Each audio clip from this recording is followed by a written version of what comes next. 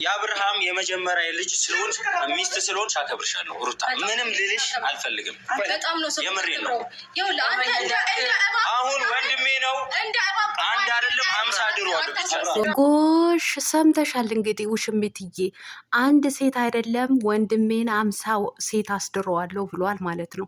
የለመደ ጦጣ ሁልጊዜ ፈጣጣ ይላል። እንግዲህ በሩታ ላይ አንቺን አምጥቶ አስድሮታል። አሁን ደግሞ በአንቺ ላይ ሌላ ሴቶች ደግሞ 50 ሴቶች አምጥቶ እንደሚያስድረው በቀለበትሽ ቀን ቃል ገብቶልሻል እቴቴ አቤላ ማለት ነው። ወንድሜ እባብ አሉት እኮ እውነትም እባብ ማለት ነው። ችግሩ ካራገፈባት በኋላ በሩታ ላይ ሌላ ሴት አምጥቶ እውነትም እባብ ከእባብም በላይ እባብ ማለት ነው። ተወራጩ እኮ የንዴታቸው ብዛት ተወራጩ። እንዱ ምን አለበት ሜሪዬ ጢባ ጢቤ በተጫወትሽበት ማለት ነው። እንዱ ምን አለበት በጥፊና በካልቾ ባጫወትሻቸው እነዚህ ዝትቶች ማለት ነው። እኔ እኮ ከነሱ በላይ ደግሞ የእህትዮ ነገር ነው የገረመኝ ማለት ነው። አሁን እናንተ ምንታረጉ መጣችሁ? አንቺ እኮ ጨርሰሻል። የሚጨርስ ይጨርስሽ ገልቱ ማለት ነው። አንቺን ብሎ እህት ማለት ነው። እኔ በጣም ያሳፈራችሁኝ እቺ ሄርሜላ እህት ነኝ ወንድም ነኝም ባይ እንዲሁም ደግሞ እቺ ቡዜ የምትባል እናንተም ብሎ ወንድም እህት ማለት ነው። ኢትዮጵያዊ ወንድም እህት እንደዚህ አይደለም። የልጅ አባትን ለማስዳር ሚስቱን ፈቶ ከሌላ ሴት ጋር ሸሼ ገዳሜ እንዲል የሚፈቅድ ኢትዮጵያዊ ወንድሞች እህቶች የሉንም። በጣም የሚቆጡ ሲሪየስሊ እህት ወንድሞች ነው ያሉን ማለት ነው። ለማንኛውም ውድ ተመልካቾች ላይክ፣ ሼር፣ ሰብስክራይብ እያደረጋችሁ ከኔ ጋር ሆኖ አሰላሙ አለይኩም ወራህመቱላሂ ወበረካቱ። ውድና የተከበራችሁ ቻናል ቤተሰቦች ሰላም ብያለሁ። በያላችሁበት ሰላማችሁ አላህ ያብዛልኝ። ላላ ብዬ ወዳችኋለሁ። ለቤቴ ወይ ለቻናሌ አዲስ ከሆናችሁ ሰብስክራይብ እንዲሁም የደወል ምልክቱን በመጫን ቤተሰብ ይሁኑ።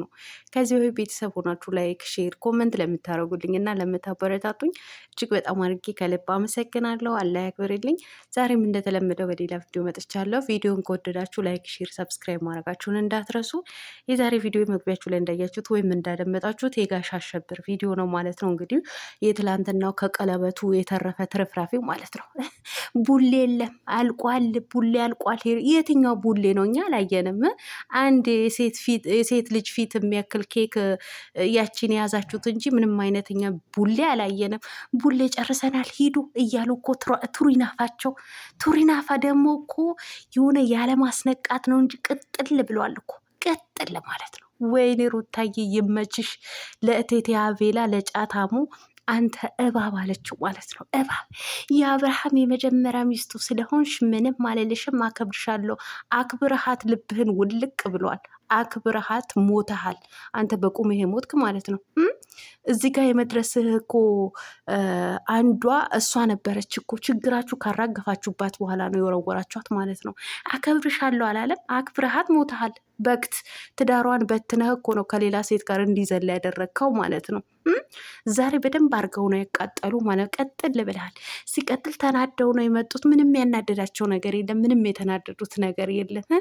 አንቺ በተለይ ለደስታ አስድራታለሁ እያልሽ አልነበረም ወይ? ደስታ ይሻልሻል እያልሻታል። ምን አናደደ ታዲያ? ትበላ ምን አቃጠለ? አንተ ሌላ ሴት ካስዳርከው ለአብርሃም ሩታ የፈለገችው ውስጥ ታግባ። ምን ይመለከታል? እውነቷን ነው ሜሪ። ወደፊትና ወደኋላ እያላችሁ ነው ወይ ቪዲዮችን የምታደምጡት አለች ማለት። በደንብ ነዋ ሲጠቡት የሚያድሩት ሜሪዬ፣ በደንብ ሲጠቡት ነው የሚያድሩት እነዚህ ዝትቶች ማለት ነው። ያለማስነቃት እኮ እውነት በቃ ያለማስፎገር ነው እንጂ እየታገሉ የነበሩት ሁላቸውንም ተቃጥለዋል። ውሽሚት ደግሞ ምናለች? እኔ ደስተኛ ነኝ።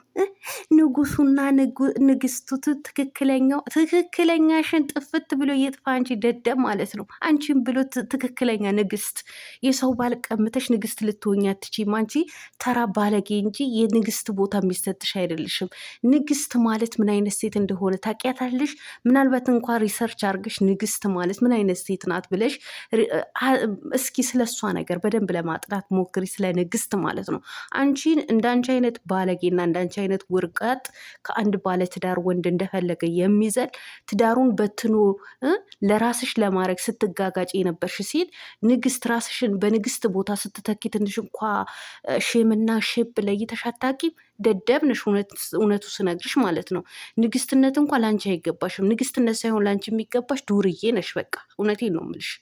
አንድ ባለትዳር ወንድን አድናቂ ነኝ ብለሽ የሟገጥሽ ሴትዮ ታግለሽ በጭኑ ስር ገብተሽ በአንገቱ ስር ገብተሽ ለሀጩ አገጩ ስትገመጭጭ ኖረሽ ዛሬ በስንት ትግልና በስንት መከራ ለራስሽ ለማድረግ ሞክረሽ ንግስት አላልሽም? እሱንን ንጉስ አልሽው እኮ። ተይ እንጂ እንደናንተ አይነት ዝትቱማ የንጉስና የንግስት ቦታ አይሰጥም።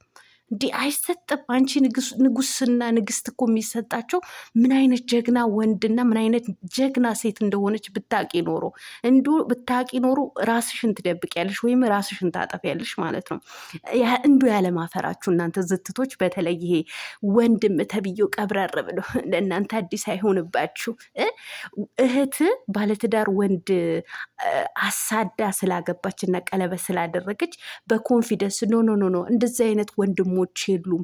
በጣም ኩሮዎች ናቸው ኢትዮጵያዊ ወንድሞች ማለት ነው። አይደለም ባለትዳር ወንድ አሳዳ ያገባች ሴት ተውና፣ ምን የመሰለ ወንድ ትዳር የሌለው ወንድ እንኳ የትዳር አጋሪ ይሆናል ብላችሁ እንኳ ሪሌሽንሽፕ ስትጀምሩ አይሆንሽም፣ እንዴት እንደዚህ አይነት ነገር ታደርጊያለሽ ብለው እንደ አባትም እንደ እናትም ነው የሚቆጡት ማለት ነው። እንደናንተ አይነት ዋልጌ ወንድሞች የሉም። ባለትዳር ወንድን ስታሳድስ ሴት ልጅ እንደዚህ በኮንፊደንስ ቆሞ የሚያወራ ማለት ነው። አንቺ ቡዜ የምትባይ ማለት ነው ዝትት፣ ሺህ ጊዜም እንኳ ወንድምሽ ትዳሩ ቢፈታ እንኳ ተረጋጋ፣ አርፈ ቁጭ በል። ቢያንስ እንኳ ከፈታ 1 ዓመት ይሙላ፣ ልጅህን አሳድግ፣ ቆፍጠን በል። አሁን ትላንትና ትዳርህን ፈተ ዛሬ ላይ ደግሞ ሌላ ቦታ ላይ መሆን የለብህም ብለሽ መምከር ሲገባሽ ጨርሰሻል እኮ። ወንድሜ በደንብ ነው የማያስድረው። በጣም ነው እንዲያስታርሽው። ያው እንግዲህ ቴቴ አቤላ እኮ ተናግሯል። አንድ ሴት አይደለም 50 ሴት አስድረዋለሁ ብሏል። እንግዲህ አንቺንም የዛሬ ዓመት ሌላ ሴት ደግሞ ፈልገሽ ታስድሪዋለሽ። እንዳንቺ አይነት እህት የሉንም እኛ ማለት ነው። እንዳንቺ አይነት ማለት ነው። ኧረ ምን አይነት ዝትቶች ናችሁ? በተለይ ያልተጠራሽበት ቦታ ላይ አትገኝ ሩታ፣ አትቅለይ የምትሉ ደነዞች ማለት ነው። የማን ህይወት ተበላሽቶ የማን ህይወት ይስተካከላል እናንተ ስታስቡት ማለት ነው።